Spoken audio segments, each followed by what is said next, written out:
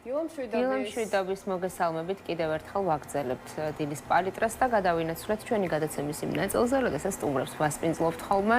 დღეს ძალიან საინტერესო, მნიშვნელოვანი და ბევრი ჩვენი მაყურებლისთვის ისეთი თემა გვაქვს, რომელიც დაინტერესებს და ვერ მოწყდებიან ეკრანს დარწმუნებული ვარ, თუმცა მანამდეც ვიტყვი, რომ ჩვენ სტუმართან ფაქტიურად უკვე კონსულტაციები გაიარა მთელმა ჩვენმა ჰოლდინგმა დილიდან.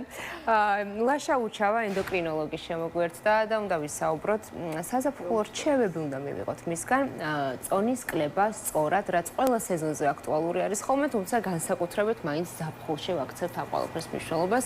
დილამშვიდობის ლაშა, მადლობა სტუმრობისთვის, იმისთვის, რომ გამონახეთ დრო და ხარ ჩვენთან ერთად. დიდი მადლობა, ყოველთვის მიხარია თქვენთან სტუმრობა და იმედი მაქვს, რომ მივცემთ რაღაცა მართლა რჩევებს, რაც გამოადგება ჩვენ. მიხარია, როდესაც მოდიხარ ხოლმე ჩვენთან და ამის დასტური კი ნახე უკვე. მოდი ვიდრე რაღაც კონკრეტულ რჩევებზე გადავალთ, მაინც დასაწყისში ვთქვათ, რატომ არის ხოლმე ზაფხულში განსაკუთრებით მნიშვნელოვანი წონის კლება.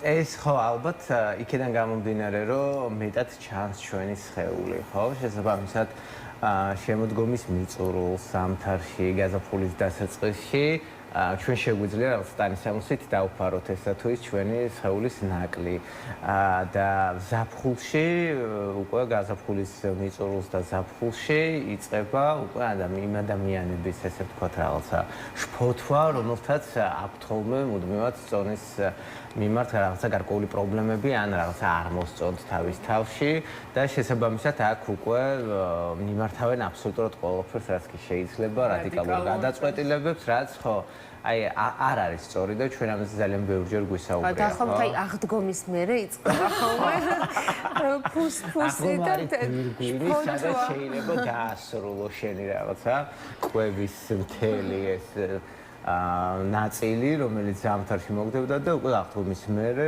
გინდა რომ შენც აღდგეს სხვანაირად. და არ არის სხვა შეიძლება სწორი, იმიტომ რომ ჩვენ მაშინ როცა ვსაუბრობთ ზოგადად წონაზე, არ უნდა ვისაუბროთ მხოლოდ და მხოლოდ ვიზუალურ მხარეზე, ანუ ესთეტიურ მდგომარეობაზე, ხო, ესთეტიკაზე.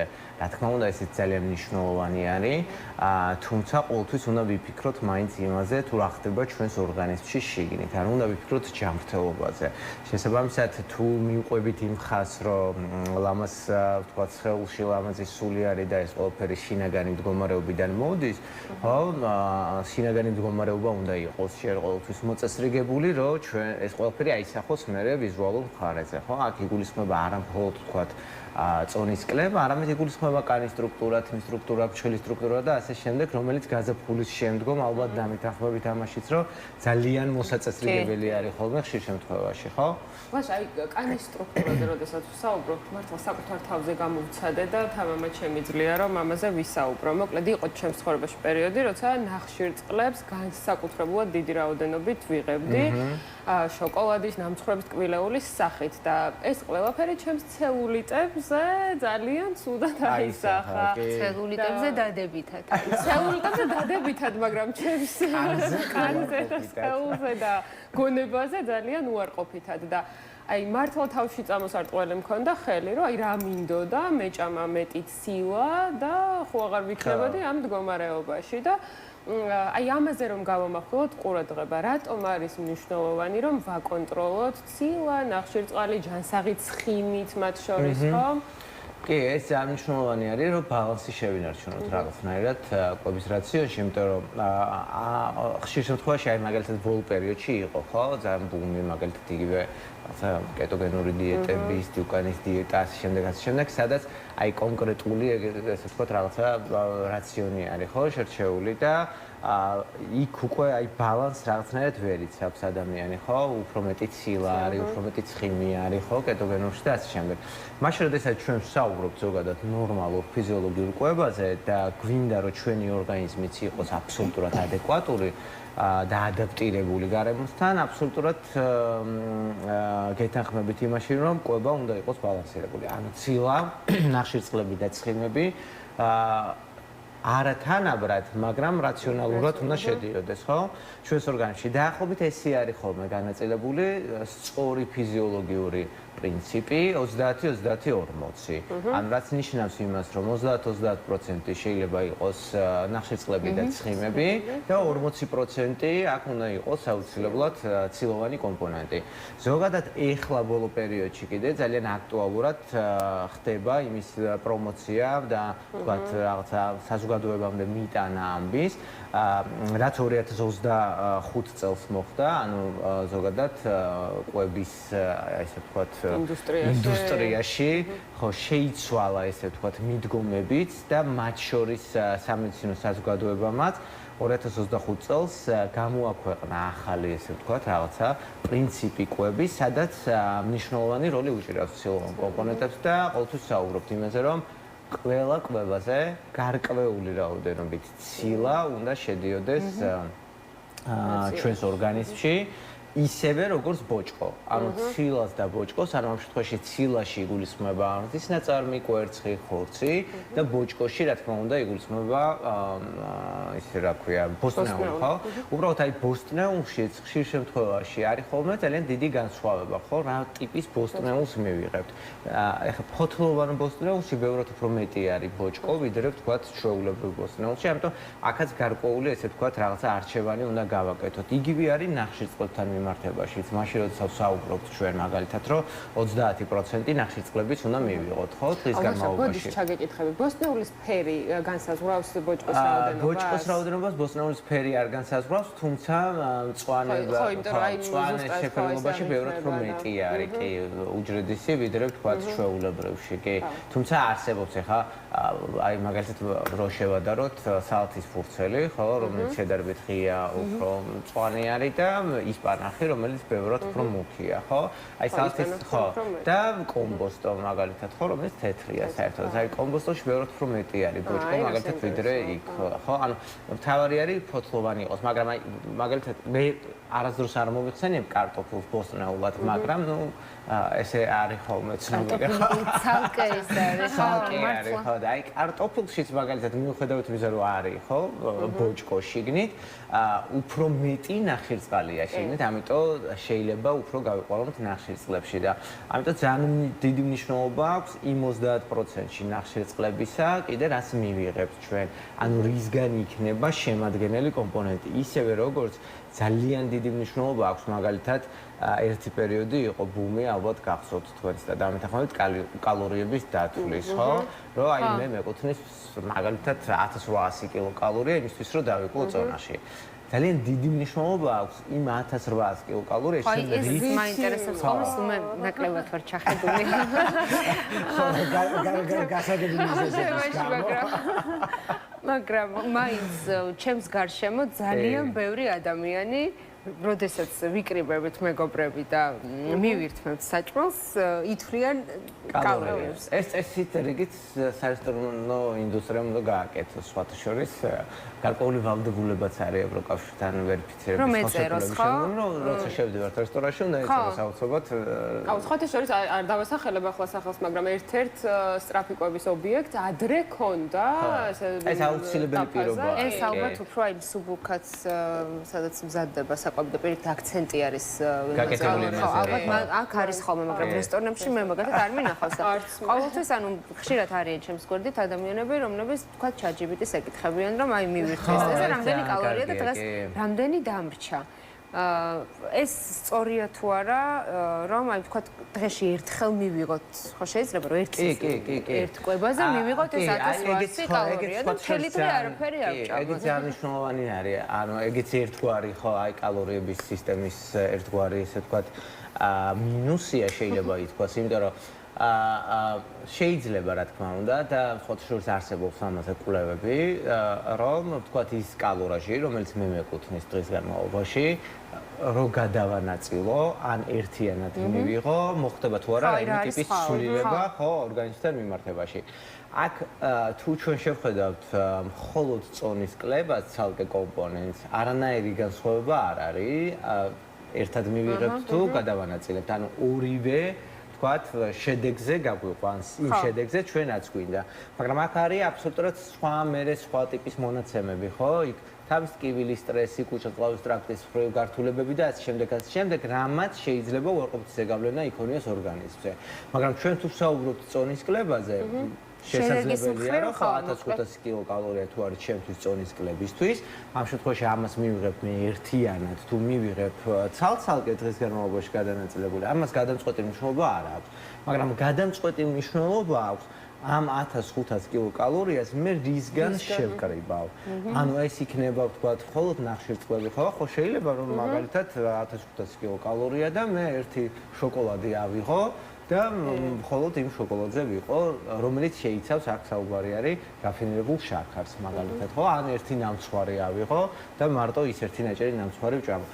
ეს რა თქმა უნდა არ გაგვიყვანს იმ შედეგზე, ჩვენაც გვინდა, იმიტომ რომ გადამწყვეტი მნიშვნელობა აქვს იმ კალორიებს, რაც ჩვენ გვეკუთვნის, რისგან შევადგენთ, ხო? ეს იქნება მხოლოდ ნახშირწყლები, ეს იქნება ბალანსირებული, ეს იქნება ცილა თუ ასე შემდეგ.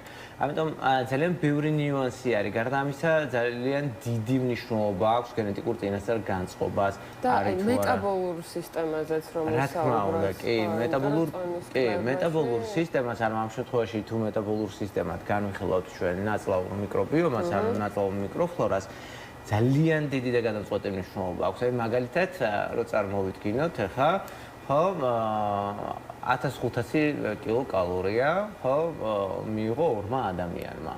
და შესაძლებელია ამ ორი ადამიანიდან ერთმა მთლიანად აითვისოს ეს 1500 კილოკალორია და მეორემ მხოლოდ 700. ეს დამოკიდებული არის მიუხედავად იმისა, რომ ორივემ ერთდროულად მიირთვა. ეს დამოკიდებული არის უკვე მეტაბოლიზმზე, ანუ იმ მიკროფლორაზე, რომელიც ჩვენ ნაწლავებში ცხოვრობს. და ძალიან ბევრი კვლევა მიმდინარეობს აგრეთვე ამაზეც, რომ სწორედ მიკრობიომა, ანუ ჩვენ ნაწლავებში არსებული ბაქტერიები განაპირობებს ცხიმოვანი ქსოვილის დაგროვებას საბოლოო ჯამში ჩვენს ორგანიზმში. გარდა ამისა, ძალიან ბევრი კვლევა არის უკვე იმაზე, რომ ჩვენ თუ გვეგონა რამოდენიმე ათეული წლის წინ, მაგალითად და სამედიცინო ლიტერატურაში ესე იყო აღწერილი. ჩვენ გვეგონა უბრალოდ ქართველებს ყველგან დევიტამინზე, არა, სეროტონინთან დაკავშირებით, ხო?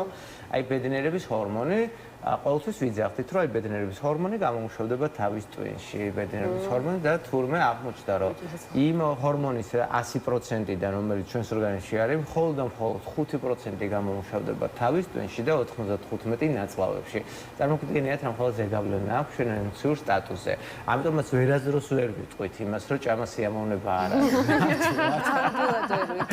ნამდვილად ჭამა არის სიამოვნება, უბრალოდ მე ხშირად ვამბობ ხოლმე ასევე იმას, რომ სიამოვნებას რაღაცნაირად არ უნდა გავაუფასუროთ, ხო? იმიტომ რომ აი მე რაღაცნაირი ხდება, რომ აი ისიც აღარ სიამოვნებს, იმიტომ რომ აი ყოველდღე რაღაცა ნასიამოვნები.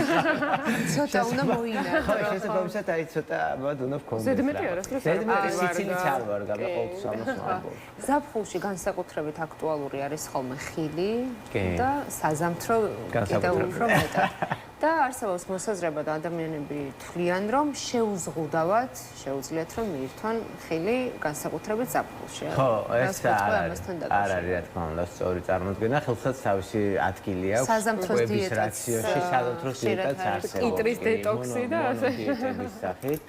და ხელს ყოველთვის უჭირავს თავისი ადგილი კვების რაციონში. აუცილებლად უნდა იყოს ცალკე როგორც კვება და არა როგორც დესერტი, იმისთვის რომ განსაკუთრებით მინერალებზე და ვიტამინებზე ვიფიქროთ, რომელიც ამ ხელში შედის, იმიტომ რომ თუ ჩვენ როგორც დესერტად ისე მივირთმევთ ხელს, უნდა ჩავთვალოთ, რომ აი უბრალოდ ლპობას განიცდის ჩვენ კუჭ-ნაწლავის ტრაქტში და არანაირი დადებითი ეფექტი ჩვენს ორგანიზმზე არ მოაქვს. როდესაც საკვებს ვამატებთ ხავ ხელს. როდესაც როგორც დესერტი ისე მივირთმევთ, მაგრამ როგორც ცალკე კვება თუ გავიტანთ ხელს, ხო? ვიღებთ ყველა იმ მნიშვნელოვან და დადებით, ესე ვთქვათ, თვისებებს, რაც ამ ხელში თუ ბოსტნეულში არსებობს. ამიტომაც არის მნიშვნელოვანიც, რომ ყველა კვება, მაშინ როდესაც ჩვენ ვსაუბრობთ ძირითად კვებებზეც, ბოსტნეულით უნდა იყოს დაწყებული, იმიტომ რომ პირველად მოხდეს მოკლედ ბოჭკოს ათვისება და იმ მინერალების და ვიტამინების გაცნობის, რაც მნიშვნელოვანი არის.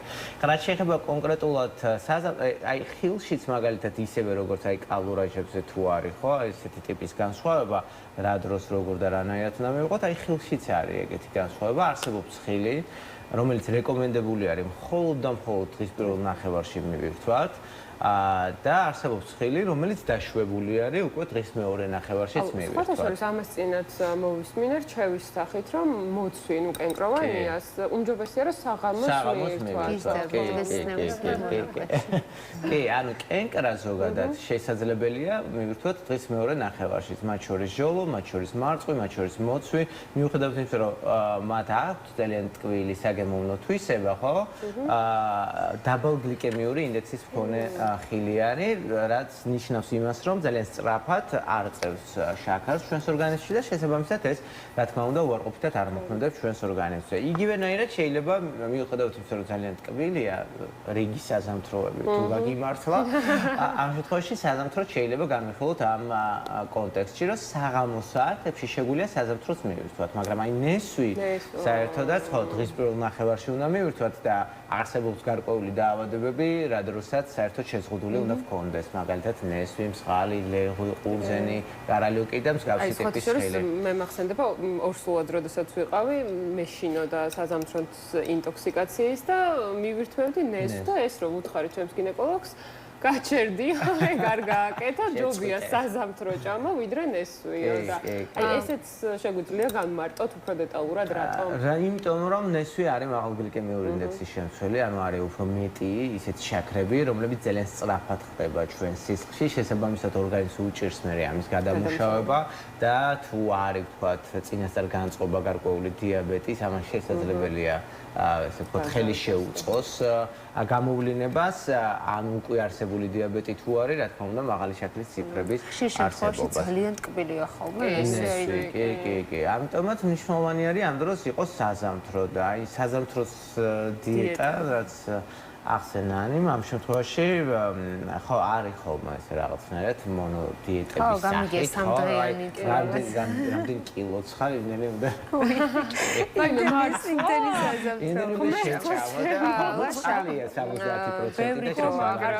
და კიდევ ერთი მოსაზრება, რასაც ხშირად ვისმენთ ხოლმე ზაფხულის განმავლობაში, ეს არის ის, რომ სიცხეში მადას ისედაც ვკარგავ და რაღაცა ადამიანებს გქონიათ, რომ თავისით მოხდება წონისკლება, ასეა ეს?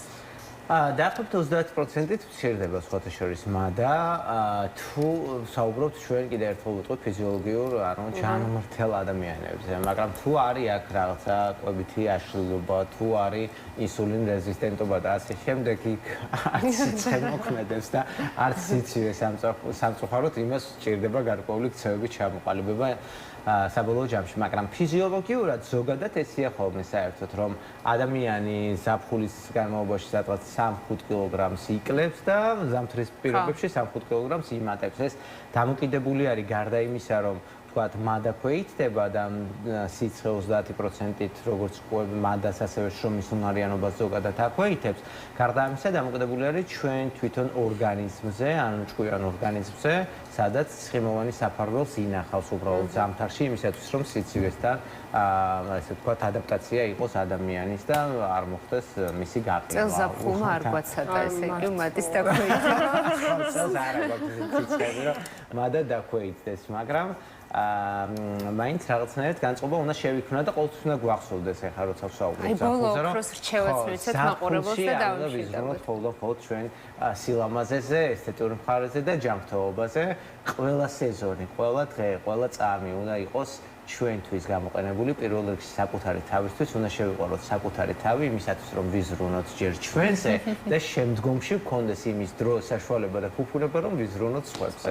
მეტი мотиваცია გაგვინდა და ამაზე კარგი დასასრული. უღრმესი მადლობა სტუმრობისთვის. შევახსენოთ მაყურებელს, საზაფხულო რჩევები მივიღეთ ენდოკრინოლოგისგან. ლაშა უჩავა იყო დღეს ჩვენი სტუმარი და ვფიქრობ, რომ ძალიან საინტერესო საუბარი გამოგვიყვება. როგორც ყოველთვის.